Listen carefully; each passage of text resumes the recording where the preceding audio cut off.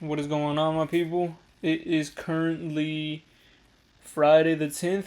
Recording this a little early just to get out of the way. Pretty decent week. Um, as you can see, one dub. Actually, no, what the heck? We took one dub on Monday, break even, loss, win.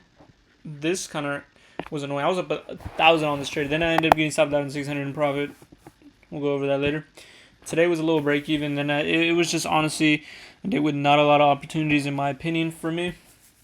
Um, just so y'all know, just because I don't take that many wins in a week doesn't mean like that's necessarily a bad thing. Because I used to think that like, all right, damn, I only took 2 wins, and then like I need to take more trades. Like I need to get 3, 4, 5 wins. Sometimes less is more. And what I mean by that is, let's say hypothetically we started the week with a dub on this day, and then we won again this day. You're like, all right, bet, like I'm gonna win these next 3 days. It's gonna be fire. And then you start forcing your trades, you lose. And then you're like, damn, all right, well I need to win so at least I can like eat up that loss. Then you take another bad trade. Then you're like, oh my gosh, okay, like now I need to like find something. Then you take another loss. Then you basically break even on the week. Sometimes more is less. Obviously, there's going to be some weeks where you can literally hit on every single day, Monday, Tuesday, Wednesday, Thursday, Friday. I mean, it's honestly unlikely for the way I trade. I mean, for some people, it might be different. For some people, you might consistently get like 5 green days, but that's very rare. I've heard people continuously get back to back to back to back to back 5 green days. Like, you're bound to have losses. Some people have 70% win rate, 80, whatever. But for me, right now I'm counting only the wins and losses. So obviously on this account, like full wins, 1, 2, 3. I'd say I have like a 70 something, high 70 something percent win rate because I'm counting this as a little win. But I'll say like 76, 77% win rate as of right now. Not too bad. Yeah. Obviously, if you're including break evens, my win rate's a little higher, but I'm not including break evens and no trade days. But anyways, let's get into the day. I got my notes right here if you see me reading. That day we took a dub. Going into the day, we had an hour on each side. Yeah, we did have an hour. We're kind of dancing between on Monday. Oh, rookie mistake, my people. I did not mark it out before I hit record. Let me do that real quick. Okay. So this day I took a short. At the time we did it, we were holding this 1 hour. We had 1 hour on both sides. So at that point, a lot of times I got to play with internal price action. I don't really have a bias. I just got to see what price gives me in the moment. So, and when it comes to that, Monday, my gosh, what the heck? Monday, we quickly we swept these highs out. I don't think we had a SMT. We didn't, but I was looking to take maybe a short. So the highest point we got to was a 15-minute fair value gap, I believe. We took out an intermediate 15. We tapped the, which was the last place I wanted to see get tapped into for us to take a short.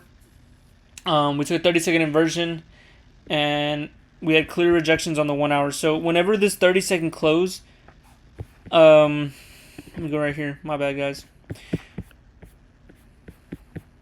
So whenever this 30-second held, we were on the 1 hour. So it was clearly showing still strong rejection for us to reject. As you can see, boom, boom, boom. We reswept that high and then had one of the best closes you could ask for, and then a good break-even point, and then targeting that freaking pre-market, like that would be like the 9:30, the 8:30 wick. Obviously, it's not gonna say that because we're on the 30-second time frame. So targeted this low.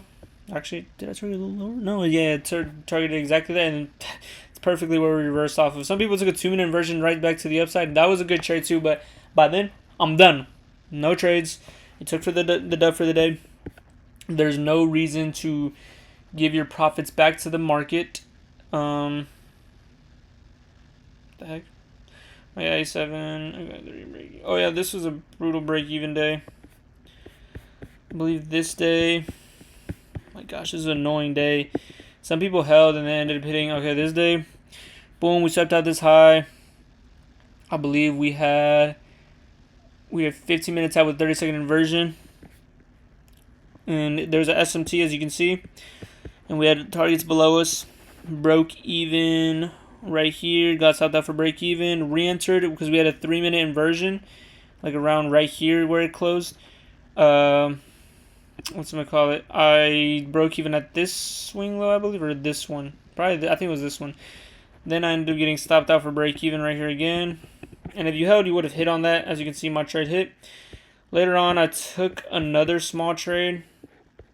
I think it was another, I think it was a 1-minute inversion. Didn't really like it. Oh no, it was a 30-second, but I didn't notice the 1 minute. The 1 minute was a little wonky. But I got stopped out for break even. Then boom, hit TP. It was just a weird delivery day. So a lot of people got break even on this day. A lot of people. And if you held the trade, then you hit your profit. But honestly, I'm fine with it. Like, most of the time when I don't go break even, it tends to be a loss. So it's whatever. It's one of those days where we just get break even. Did not mean to do that, but yeah, that was that. And then the Wednesday was my one loss day. Pretty avoidable. Could have been a no loss week, honestly. Wow. See, sometimes you gotta like realize, okay, was this a valid loss or was this a good non-valid loss? I think this was a non-valid loss. For a lot of people, it was a valid loss, but for me, I expect better out of myself. I very very critical with myself and try to be realistic, but you also gotta be not too realistic because sometimes like you take good trades and then you're looking for mistakes that aren't even there. But yeah. So right here we have this first 4-hour fair value gap, and also I didn't mention Trump tweeted obviously ceasefire. Boom, big Diddy candle to the upside. What can you do? Trump's gonna do what he gotta do.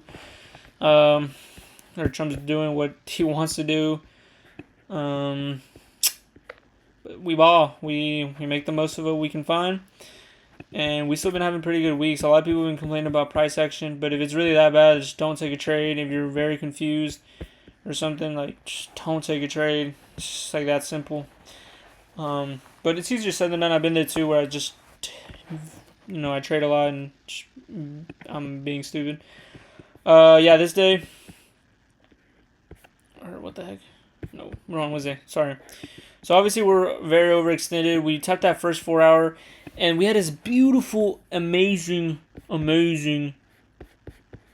5-minute close, as you can see. Got stopped out pretty fast. Should have honestly just waited, just because we were, I swear, like we were like a point away from the second 4 hours. So I don't know why the hell I'm taking like a freaking trade whenever there's an even bigger imbalance right below us. Like I took my stop loss was like around right here. Right at my stop loss was the second 4 hours. So if I wanted to take a trade, I believe there was a trade around here, but that doesn't even matter. Took the loss.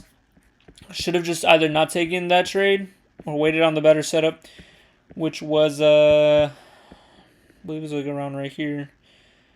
People took this. I just don't know what it was, and I don't really care to check right now because we're going over my trades that I took, not other potential trades. This day was a weird day. I didn't really like it, but we caught a dub. This was my biggest day of the week and my biggest account, or my biggest trade on the funded account. So can't complain too much. Took out these highs. Didn't want to take a short. I know people took shorts. I just didn't really like any of the levels that we were kind of just messing with.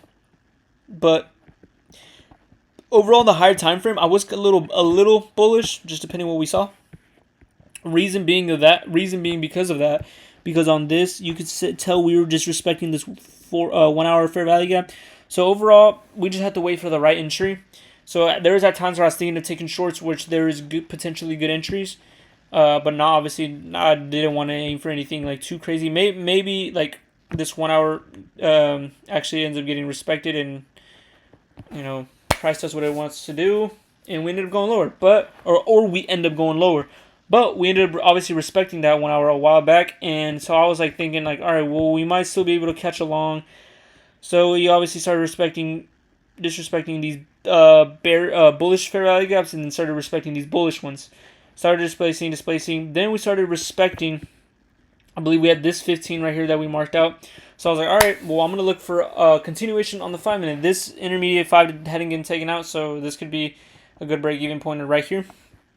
So we got a 5 minute, and then we get this beautiful 30-second inversion fair value gap.